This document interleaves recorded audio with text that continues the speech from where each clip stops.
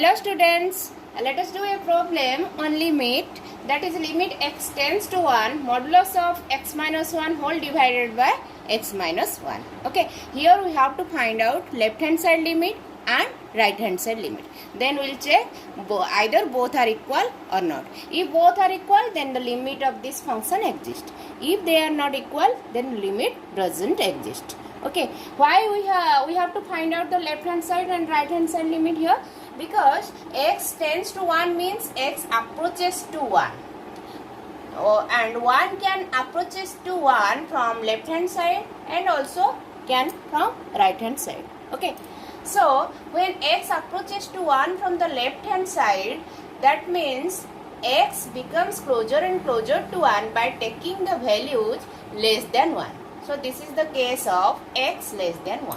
Okay, that means that implies x minus 1 is less than 0.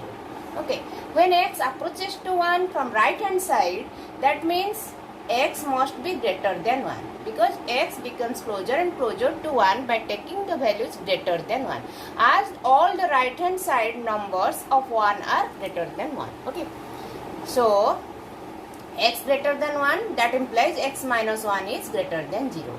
And you have already known modulus function is defined differently for negative integers and for positive numbers. Okay, for negative numbers and positive numbers, and for 0, that is mod x is equal to x when x is greater than 0, and when x equal to 0, then mod x is equal to 0. When x is less than 0, then mod x is minus x. Okay, so by using this, let us find out the left hand side limit. Limit x tends to, that is the case of limit x tends to 1 minus, means x approaches to 1 by taking the values less than 1. Okay, fx is your x minus 1, modulus of x minus 1 whole divided by x minus 1. Okay, when x is approaches to 1 from left hand side, that means x is less than 1. Okay, here I have explained you. That implies x minus 1 is 0. That implies modulus of x minus 1, as this is negative. So according to this definition, modulus of x minus 1 will be minus x minus 1. Okay, when x is less than 0, then modulus function mod x is equal to minus x, and accordingly here x minus 1 is less than 0. So mod x minus 1 is your minus x minus 1 whole into x minus 1. Okay, so by substituting in this step, here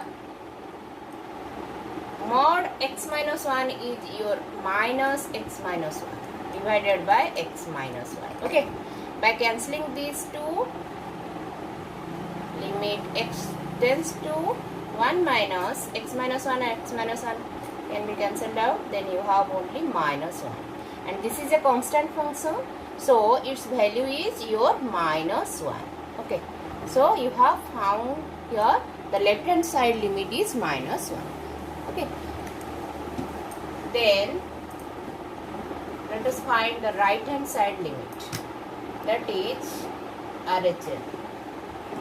Limit x tends to 1 plus modulus of x minus 1 by x minus 1. Okay, means this is the case. So x tends to 1 plus means x approaches to 1 by taking the values greater than 1.